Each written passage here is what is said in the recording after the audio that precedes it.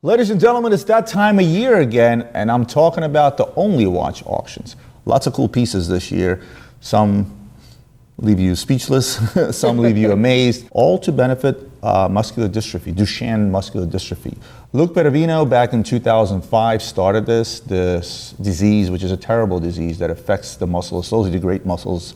1 out of 3,500 boys get diagnosed with this disease, and he started back in 2005. It affected his son, and never looked back. The watch industry quickly got behind it along with the watch community, and the Only Watch is something that most collectors out there look forward to every single time.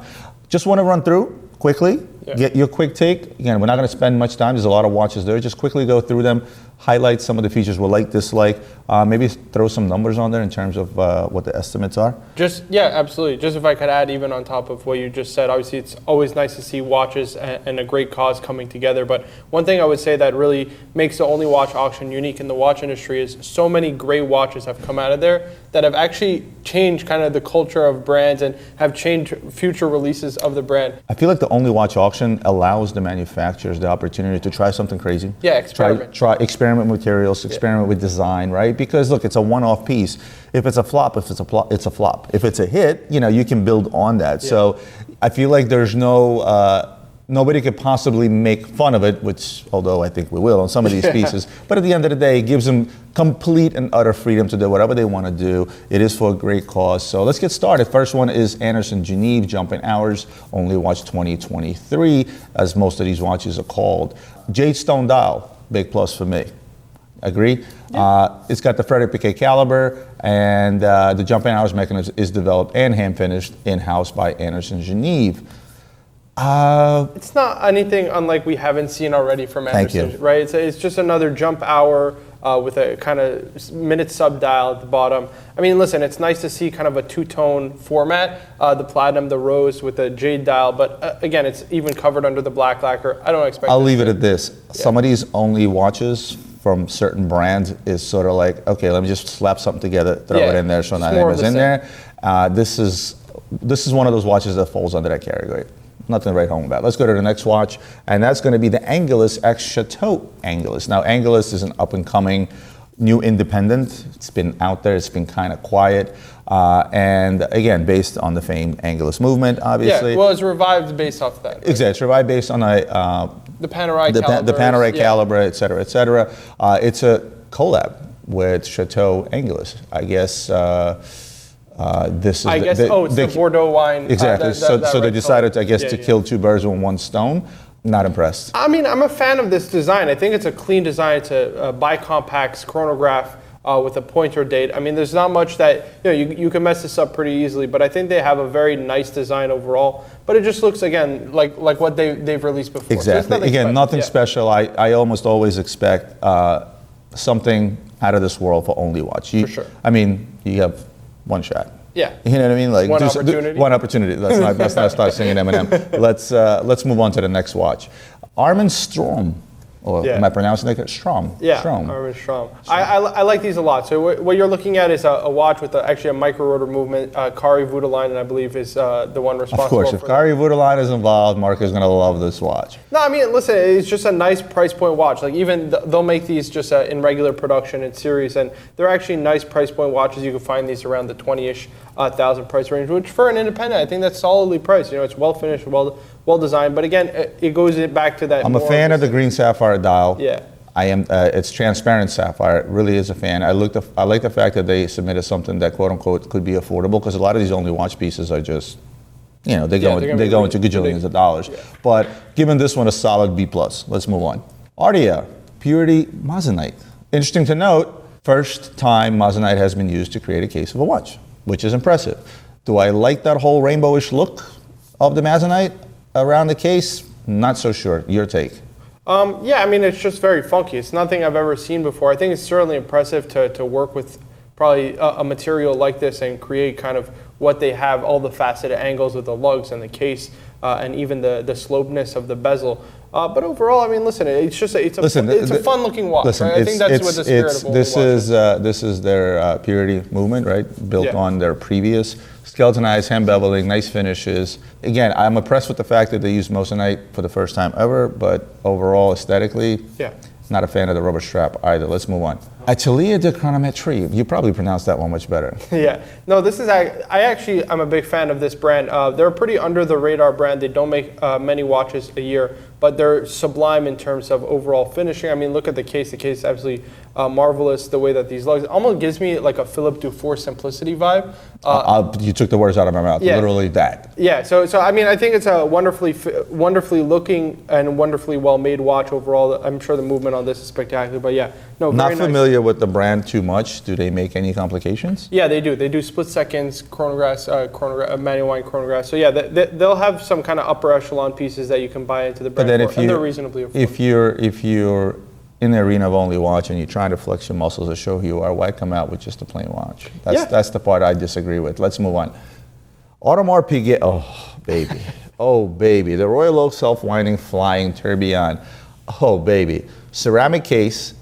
Aesthetically, I mean, I've looked through these watches. This is my top three. I mean, I mean, what they've done here, and mind you, I mean, this is going to continue now. Like this is the only watch, and they're going to come out with something similar. Imagine that watch, but with guts that match the case, white. Virgil Abloh, may he rest in peace. If you remember, he customized a Royal Oak ceramic at one time where he gave it a white dial, the white ceramic, and it looked absolutely amazing. I think this watch in a regular production with different various color dials, because you can do red, you can do yellow, you can do whatever you want, or Audemars can do whatever they want. But this watch to me is definitely top three. Wow. I mean, I'm biased too. Yeah, I mean, listen, all I've seen is computer renderings of this watch, but it doesn't really showcase, because this is based off the 50th flying tourbillon model. Right, 50th anniversary. Right, that they did. It's the same guts. Exactly, it's the same watch, essentially just made in white ceramic. Now with the blue, I just don't know how it will play with the depth. It's just a flat 2D image, right? Well, go ahead and bid a couple $1 million, and maybe you'll get to see it in person. It's hard to see what this will look like, but I think there's going to be a knockout hit, and it's going to exceed.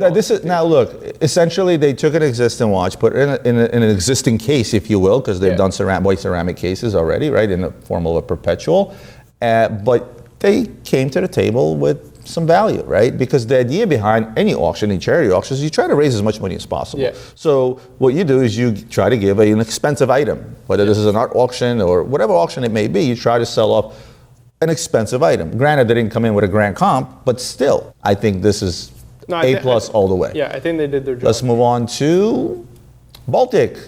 Nice up-and-coming watch brand, Baltic, coming out with what looks to be, I think this perpetual. is some kind of perpetual calendar. I mean, listen, hey, kudos to them for coming out with a perpetual calendar movement. Not something that's always easy, especially for an up-and-coming, watch brand like that, because it's very cost-intensive, right?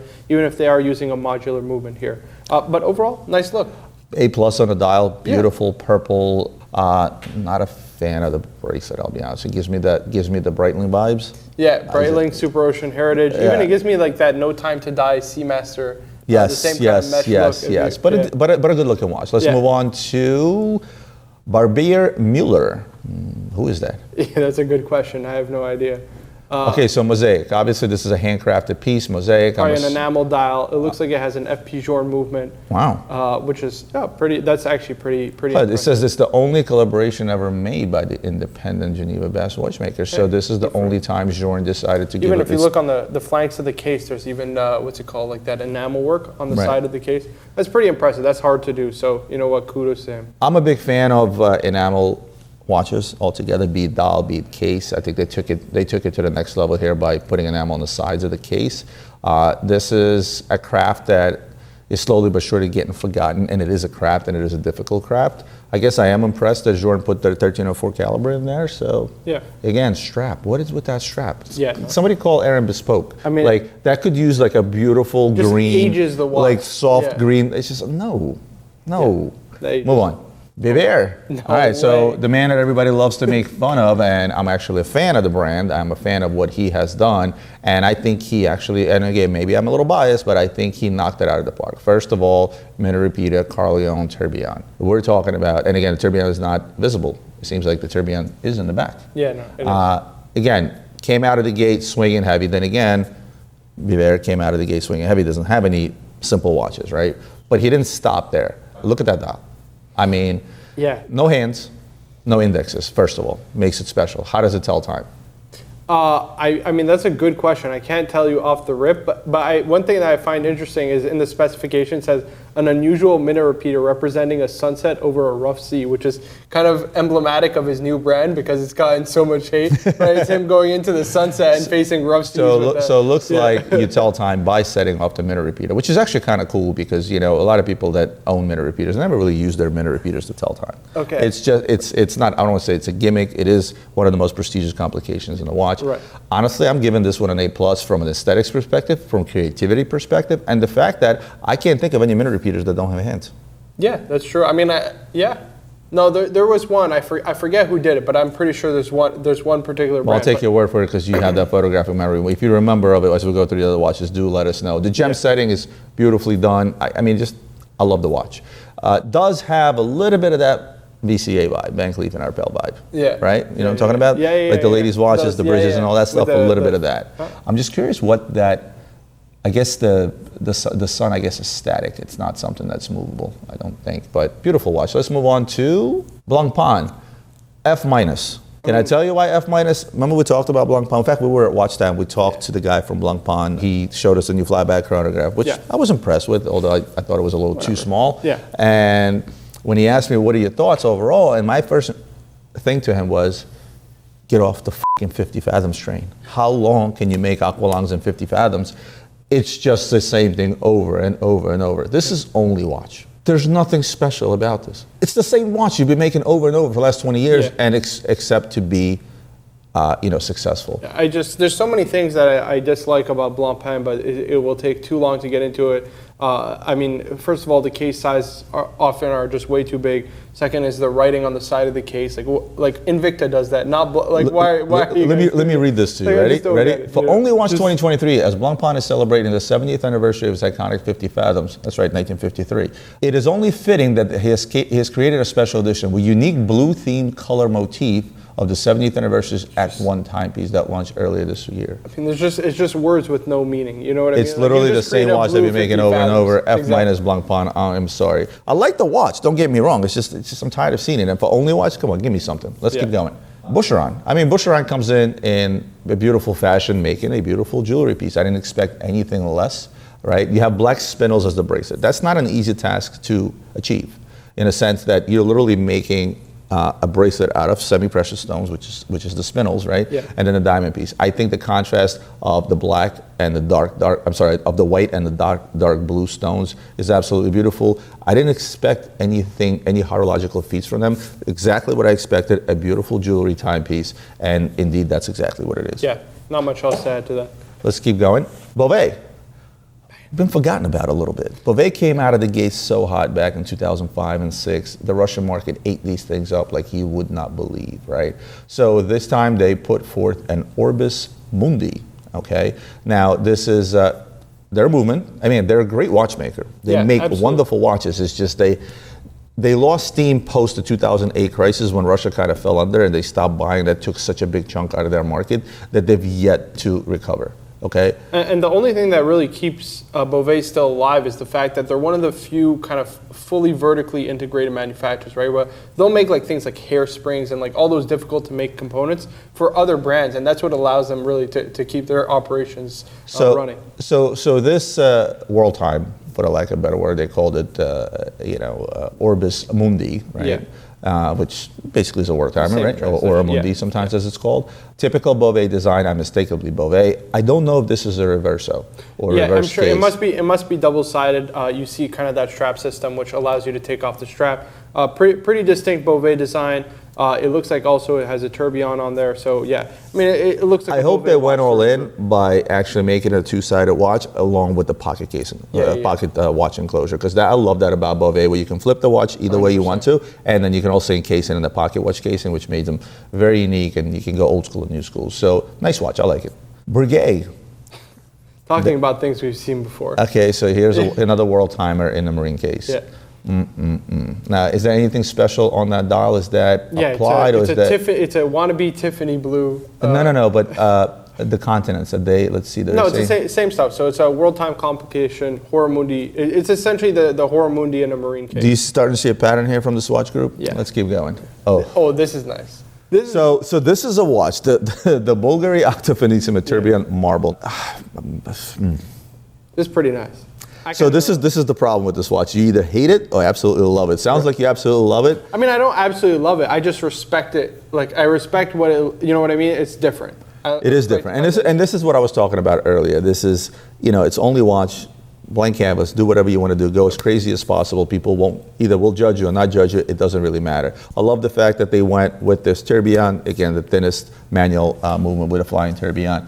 And again, gives you an Italian vibe, right? Yeah, that marble. Yeah, absolutely. I think if I were to do over, I would do exactly the same thing. I would go either with a rouge marble or a white marble. White marble. That's where I would be. Let's keep going. Carl Booker.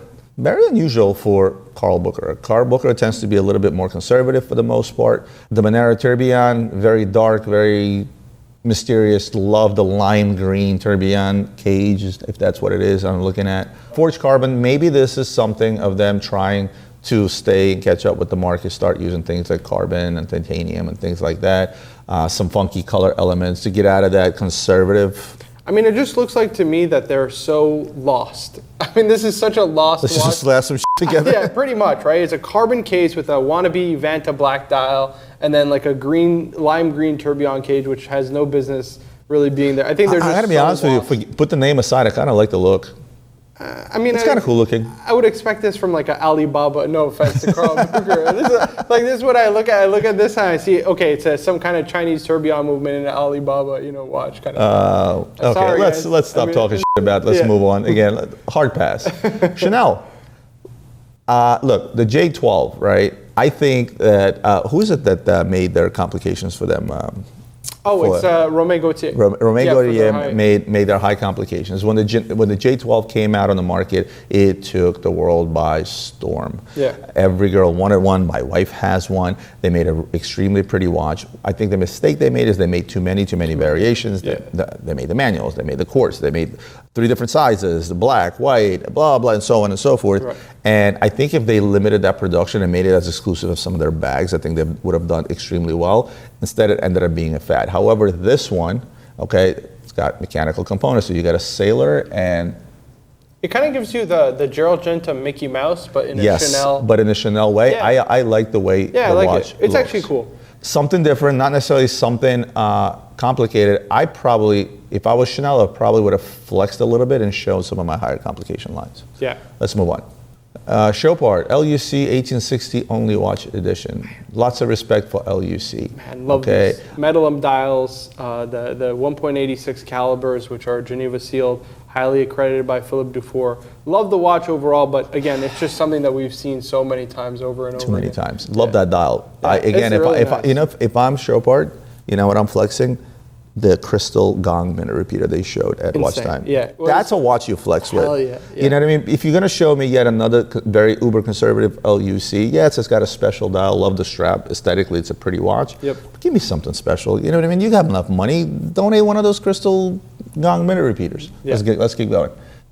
I'll let you take that one. Yeah. Whoa, Chapik. It's just like, again, we go back to this idea where you're just trying too hard. This is trying too hard. You know what I mean? Like, it's just, I don't even know what I'm looking at. Frankly, I don't care. And you know what? I'm a big fan of Chopek. I like what they've been doing with the brand recently. I like the Antarctique. I like their Passage de Drakes and their other models. But yeah, this right here is a complete miss to me. Okay, so you have the differential at 12 o'clock as a central element of the concept, double balance. What's with the rainbow around? What does that achieve? Yeah. Take that out. Yeah. Just that rainbow piece, which is like a half a scale or something. I don't even know what that does. I don't even know what the purpose of that is. Yeah. But take that out. I like the watch. Yeah, I'm with you. I think mechanically it looks interesting. It's just, I just lose interest seeing the rainbow. You know what I mean? It's just so unnecessary. Like, what is that? Yeah. Nice watch, but take that element out or make it a solid color, like maybe a solid blue to match that strap, and you're good. Let's keep going. De Bethune. You know what? Oof.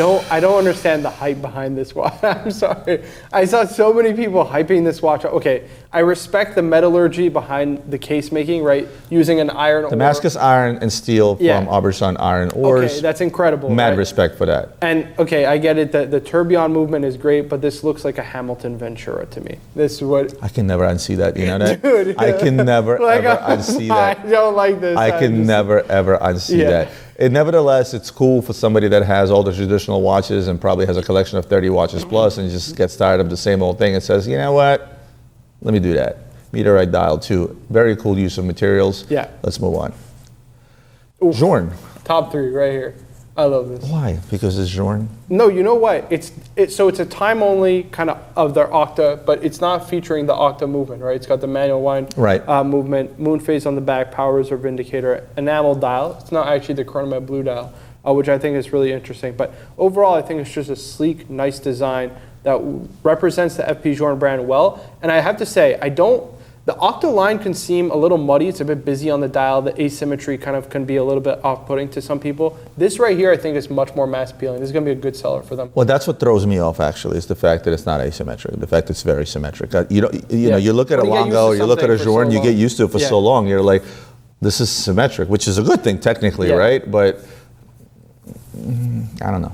I mean, listen. Thoughts on that bright pink or orange hand? Yeah, no, I like it. I think it stands out. It gives some vibrancy and life to the watch. Tantalum case and bracelet, I believe, which is extremely impressive. To use tantalum in this way. It's very difficult. AP did it. AP did it, if you remember, and it is extremely difficult. And they didn't do it again since. It's a heavy material. Most people will think that, oh my God, is this platinum? Yeah. It's actually, if I'm not mistaken, it's a tiny bit heavier. It's also one of the hardest materials, right? So FP Journe is not going to finish something to a low standard. So to finish a case and bracelet to this level. I don't know about top 3. So far, I got AP in there. I like this. And nothing else. Let's keep going.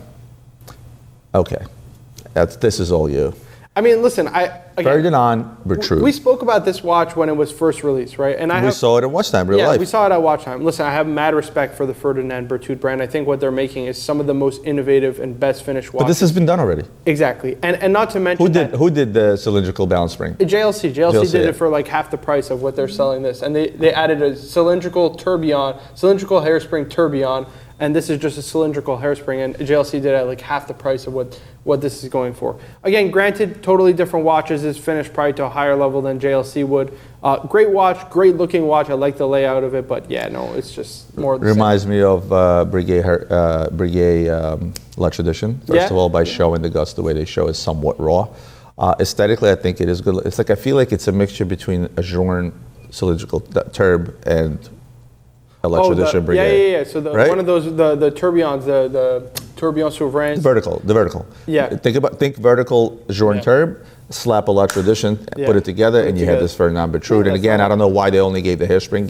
Give the tourbillon already. Yeah. Now the case here is in bronze, which I'm like, I don't understand. Like, what does it really do for them? You know what? One of the things that bronze does is it changes colors, and it can become interesting over time. Let's keep going. Frédéric Constant and Christian Vanderklau. Now this is interesting. One of my favorite, so if you see that orbital kind of complication at the top, it's kind of the movement of all the planets. Yeah. One of my favorite watches from Christian Vanderklau back in the day was that. And to have this kind of reimagined with Frédéric Constant. Actually, Frédéric Constant, you know what, all things considered, they made some crazy ways. They released one of these watches with a kind of silicon escapement that beats at 50 hertz, so the second stand sweeps like super smooth. They've been doing a lot of innovative stuff in the last couple of years. They have a long road to climb. Yeah. There were closeouts of that brand, and there was a wannabe Patek Philippe design. Exactly. And all that stuff, listen, they continue making pieces such as this. I think that could go a long way. I'm giving this one a solid 8. Yeah, aesthetically, really from a horological perspective, the planetarium at 12 o'clock, as you mentioned, everything about it is beautiful.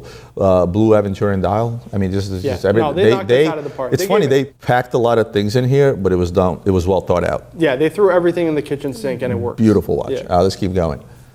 Furlan Marie. This is actually another impressive one. Perpetual calendar. Okay, so it's a secular perpetual calendar. Yeah, which is pretty cool. And again, whenever you're talking about Furlan Marie, I'm pretty sure started as like a Kickstart venture or something like that. So it's pretty impressive to see like their rise over the last couple of years. And to see them come out with a watch like this that's mechanically very impressive. I mean, listen, all kudos to them. It's a good looking watch. Not something that we see, and I like that, again. Same that as the bicon previous as well. watch, aesthetically, horologically, it all works. I like it. Yeah. I like it. Let's Very keep going. Gerald Genta, and you know what? Am I surprised? No. I think they're giving us a preview of what's going to be done now that the brand is going to be revived with LVMH purchasing them. Well, I hate to see what's going to happen to Gerald Charles, which is the brand that once the rights were bought by LVMH to Gerald Genta along with Daniel Roth, the Genta family reinvented the brand under the name Gerald Charles. Yeah. Right? And I think that's just going to cease to exist now that Gerald Genta is being revived. How big is this case? Very feminine. Yeah, definitely so more definitely on the feminine side with the red strap, although you put that on a black strap and it immediately becomes a men's watch. I like the little throwback. I think this is a watch that's going to fetch good money, especially with collectors anticipating what's going to happen with the revival of the brand. Well, these have become a very popular period, right? I mean, it used to be $3,000-$4,000 watches. Now they're trading at $20,000 plus. Yep. So let's keep going. Gerard Perregaux. I mean, Okay, Constant Escapement.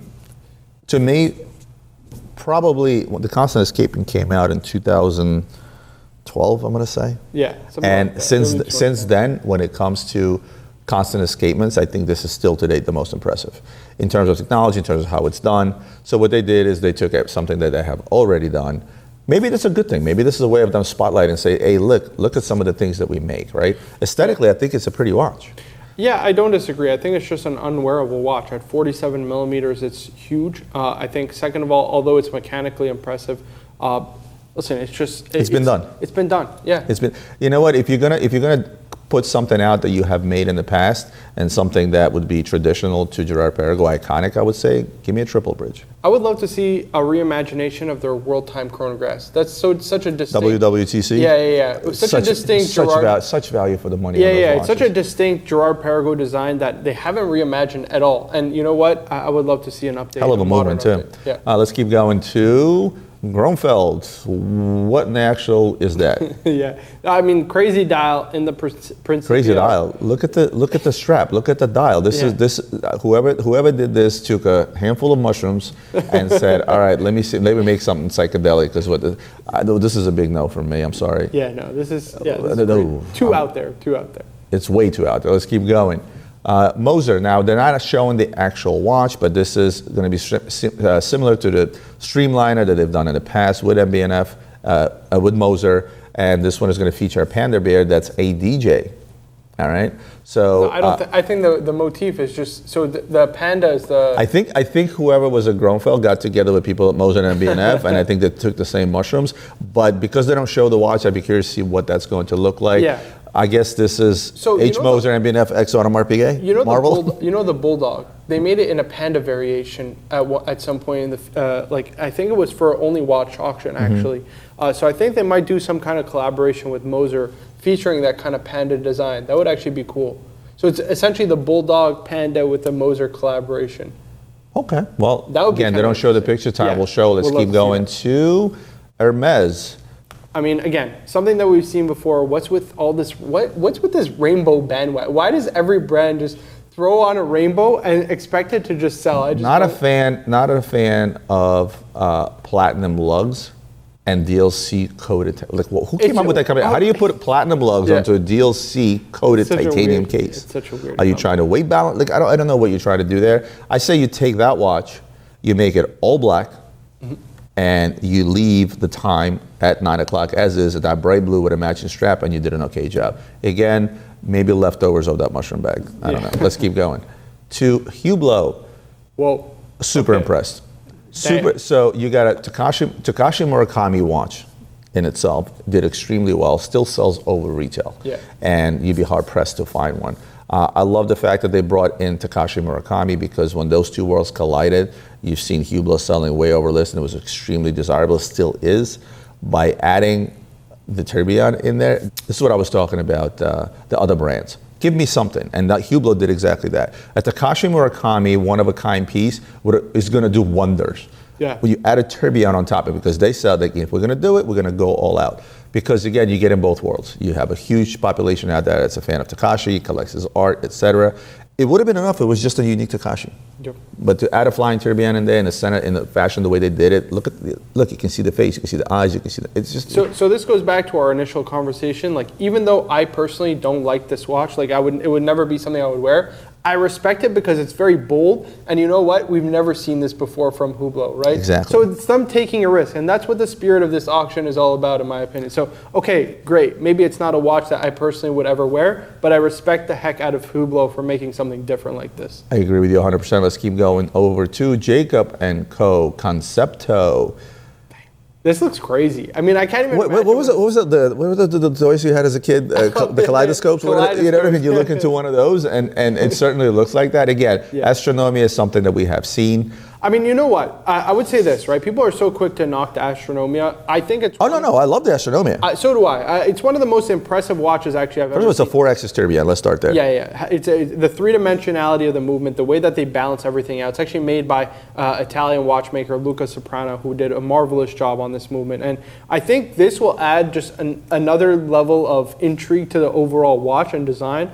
Listen, I'm interested to see what this looks like again. You know what I like? What I do like what he did here is that he combined both worlds. Yeah, right? the gem setting. It's the gem setting, right? And it's not your typical gaudy diamonds on the case or baguette, things like that. You know, he took topaz sapphires and garnets and things of that nature and made sort of that, stained glass, like a stained glass thing here. I love it. And again, what we see is a common theme in this auction, which is this whole rainbow motif. I don't know, maybe I missed the memo, but it's a lot of rainbow. Lots of rainbow. Let's keep going. Jacques Dro. Oh, look, another rainbow. Another rainbow. Wow. I just don't get it. Again, Rolling Stones, we've seen. It's another dead Swatch Group brand. Let's move on. There you go. Next. There's not much to add. Konstantin Chaikin. Oh my lord! Now I actually looked at this one in depth. The Stargazer, right? This is the most complicated watch that he's ever made. Yeah. So to me, that says, oh, thank you, Konstantin. Right? Tourbillon, 11 astronomical functions. Moon phase display, azimuth indicator, sunrise, sunset. The first wristband with double dial reversible design. So this watch is actually reversible. So you're able to wear it on one side or the other, and whichever side you put it on, you're still not going to be able to tell what is what because it is so fucking busy. Yeah. It's insanity. But this is damn impressive. When I was looking at this, I actually read all the little things. What is what? Because I oftentimes, like, having done this for a while, it's not often you come across a watch say, what is all this? Like, you actually have to read the instruction. What's what? Yeah, especially when it comes to Chaikin, which I think he did It's Chaikin. Yeah. Why does everyone say Chaikin? It's Chaikin. All right, Chaikin. Excuse me. Chaikin did what I think is such a distinctly Chaikin watch, while still remaining faithful to that design, but creating something that's, mechanically marvelous. This is what Only Watch is all about, and I think 100%. He accomplished it. I would love to own that. Yeah, me too. Let's keep going. To Crayon. Anywhere. Listen, Crayon, wonderful brand, but again, more of the same. We've seen this before. The only thing that's changed is that center dial motif. But yeah, the Anywhere movement actually allows the user, for those who don't know, anywhere that they are in the world, set the sunrise, sunset, and the perpetual calendar according to where they are in the world. And the movement is spectacular. Every other watch, you actually have to get it reset by a watchmaker or by the manufacturer. Yeah. Aesthetically, I like the watch. Yeah, it has a lot of depth, and it's not rainbow, so let's keep going. Leroy. So that's a pretty Hublot. MDM Hublot, actually. Yeah, like the old MDM Hublot. Yeah. Minute repeater? Engraved case, beautifully engraved case. They did step up to the plate with a minute repeater. Yeah. Okay. I sort of like the concept behind that era, sort of dragging the dial along with it. But I can't unsee a Hublot MDM. Yeah. Let's keep going. Laurent Ferrier, that's your thing. Yeah, nice watch based on the Laurent Ferrier Auto Sport. I'd be interested to know, is this the tourbillon model or not? I don't think it is. So it's not. I think this is just kind of a fun play on their kind of sport auto line. Listen. Took an existing watch, changed it up a little bit, threw it in there. Again, it falls under the umbrella of like, all right, I'm a part of it. I'm just gonna give them something without putting a lot of effort into it. One thing that's interesting, so the inspiration behind this, Laurent Ferrier raced at Le Mans, 24-hour Le Mans, finished, I think, as high as third at one point. And his racing partner, not in the race where he finished third, but his racing partner gifted him a 3700, kind of said jokingly like, oh, let's start a watch brand together at some point in the future, right? And they actually did. Laurent Ferrier started between him and his old racing partner. And, you know, this is kind of inspired by the 3700 that he was gifted by his friend. I can see the inspiration. Theme, yeah. The racing theme on the actual So give me a painted dial with the 24-hour Le Mans race with the old card. Give me something. Something else. Let's keep going to letterer.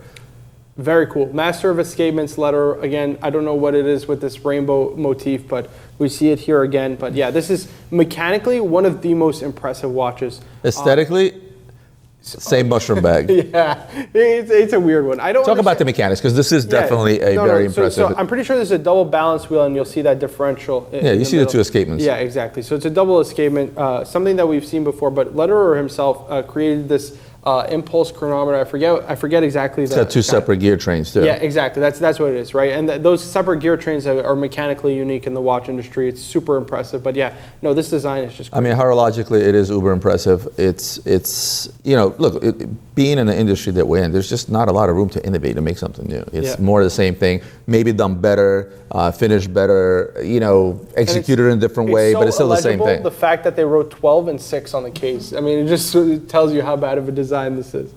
Yeah, that's pretty bad. All right, let's keep going to Louis Vuitton. Oh, this is cool. This is my top three. Okay, this is cool. This is in my top three. I actually like First of all, Louis Vuitton has he's been slowly but surely stepping up, and I think it's only a matter of time too will they make a mark in the world of horology and get respected as not a fashion brand. By fashion brand, I don't mean fashion watches. I mean a brand that comes from a fashion house. Yeah. It's very difficult to do. Yeah, but I mean, listen, first of all, it's who they employed. It's who they're owned by. It's their entire in-house lab that, you know. Yeah, they just bought out La Fabrique du Temps. I think they have, so La Fabrique du Temps now makes all of their movements. I cannot repeat that. I mean, they essentially oversee now a bunch of watch brands, but yeah, their high horology is second to none, especially of late. Okay, so first of all, the hair. Yeah, the hair on the case. Notice the hair coming out of the case. Second of all, how do you tell time? And I actually stared at this for quite some time and tried to figure out how is this thing going to take time. And the only way, I'm assuming that the tongue will be moving for seconds. Well, I think, look, you see 0 to 60 is the minutes. Right. I see. And I think the I might be like a jumping hour kind of thing. I'm thinking where it says LV, that looks like a window that might be the jumping hour, because the I looks like it's engraved on. Very curious, find out my top three. It's pretty cool design. Just different. It's cool. I mean, this is what Only Watch is about. Let's go crazy and without using, you know, every color in the rainbow. Let's keep going to Ludovic Bollard and Brittany Nicole Cox created a Hermes watch.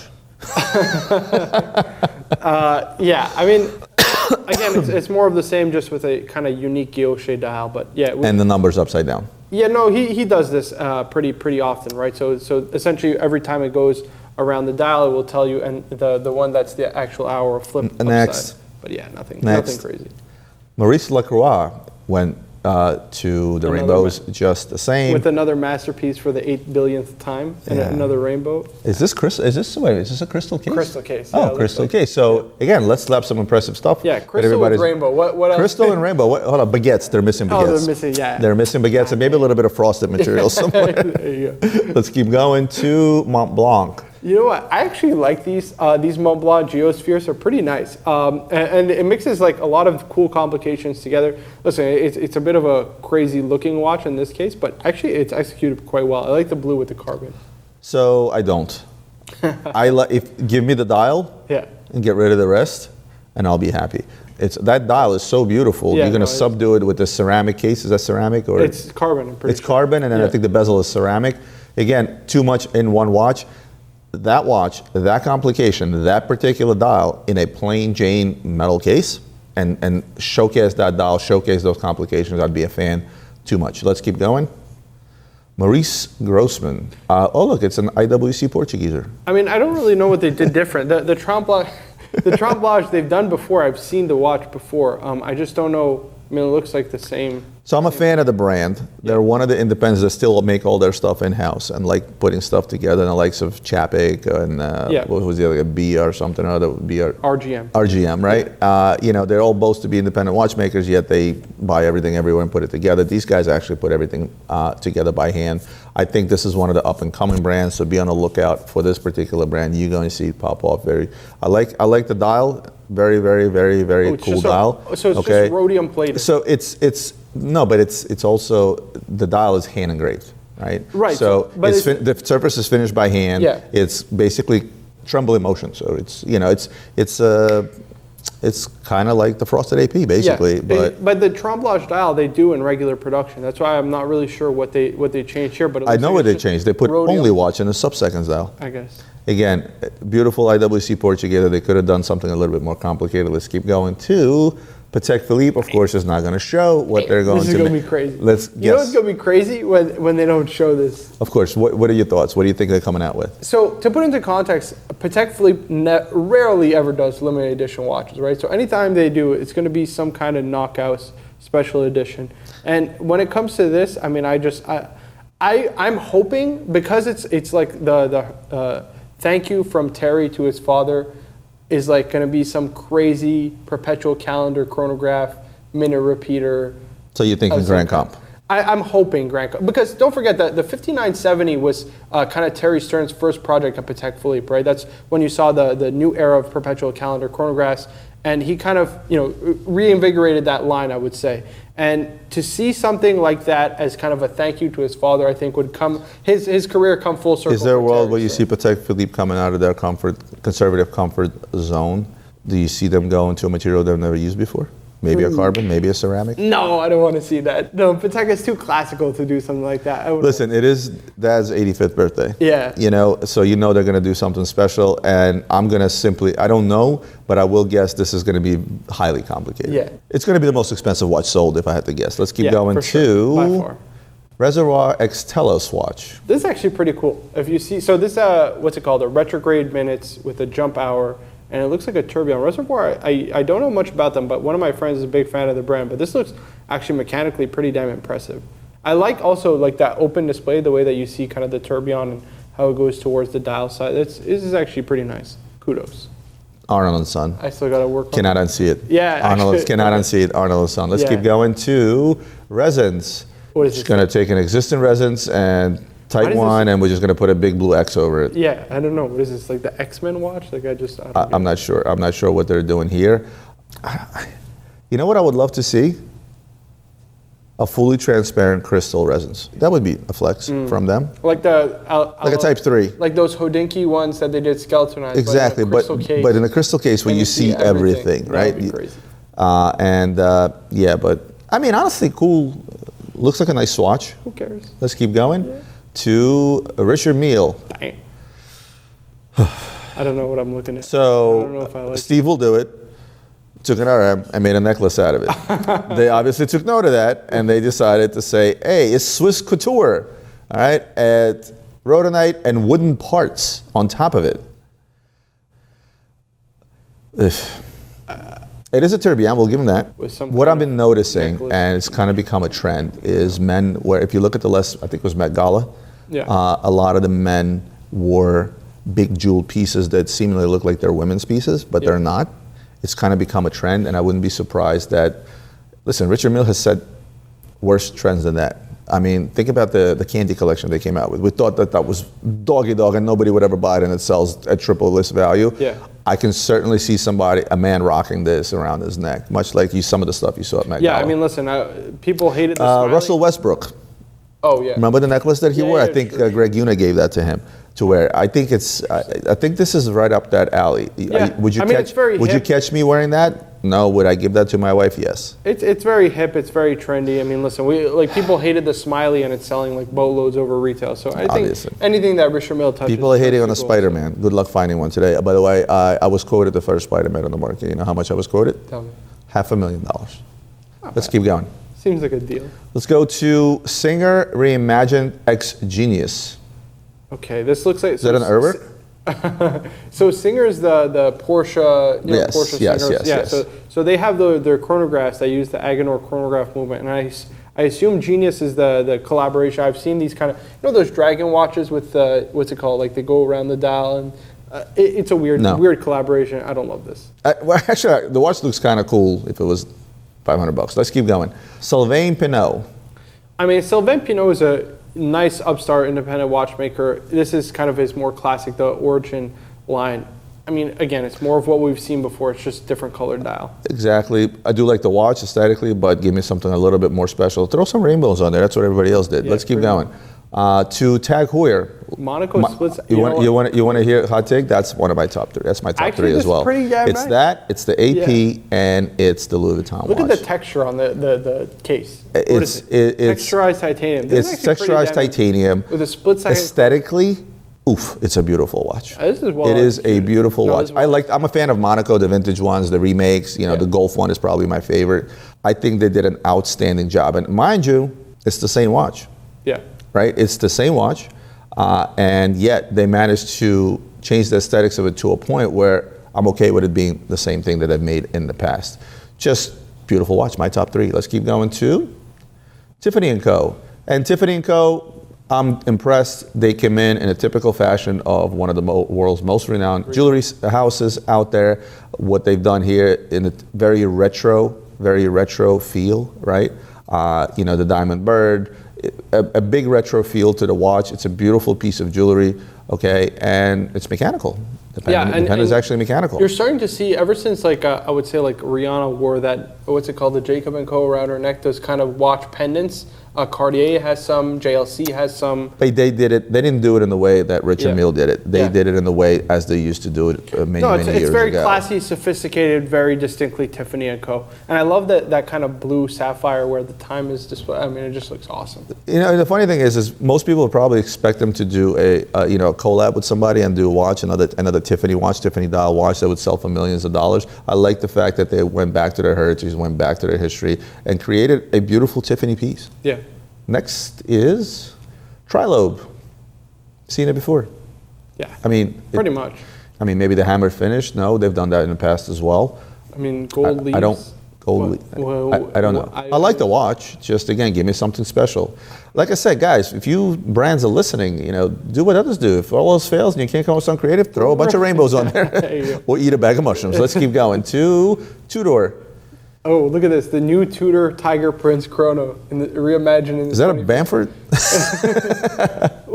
Good looking watch. I mean, you know what? It's actually not bad. But I don't know. It goes back to that Tiger, the Tiger Prince Chrono. It's what it reminds me of. Listen, neither Rolex nor Tudor can impress us horologically, right? Yeah. So, listen, it's an expensive gold Tudor. Yeah, pretty much. Are there any gold Tudors out there? Yeah, the Black Bay. The Black Bay. But it's only on strap. I don't think it's on bracelet. Exactly. I don't think there's any other on bracelet. So there you go. It's a gold Tudor. Let's keep going to Ulysse Nardin. Wow. I love the freak.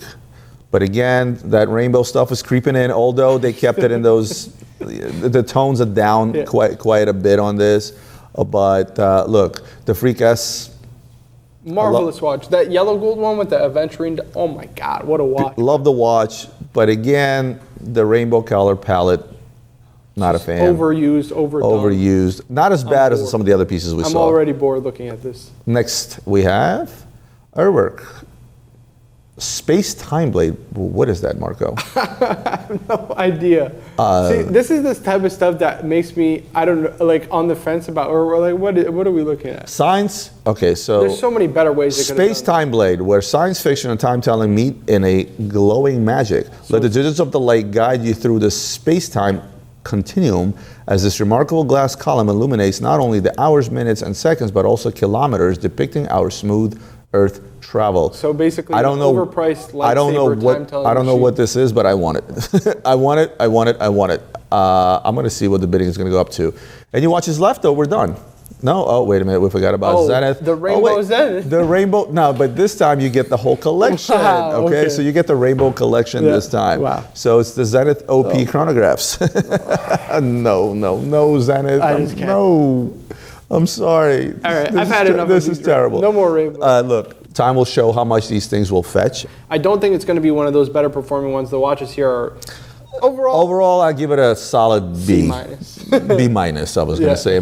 B minus overall, but I can't wait. Look, when Patek comes out, what they're going to come out with, that, I think it'll balance everything out. But for now, it's a solid B minus from me. Marco, thank you for joining me, guys. Thank you for joining us and listening to us blabber about Only Watch. Please comment below your thoughts as we go through each watch. I would love to hear what you guys think, because that's also equally as important, because the majority of the public speaks. So we'll go through and read all those comments and see what you guys think. Other than that, like, comment, share, subscribe, and we'll see you in the next one.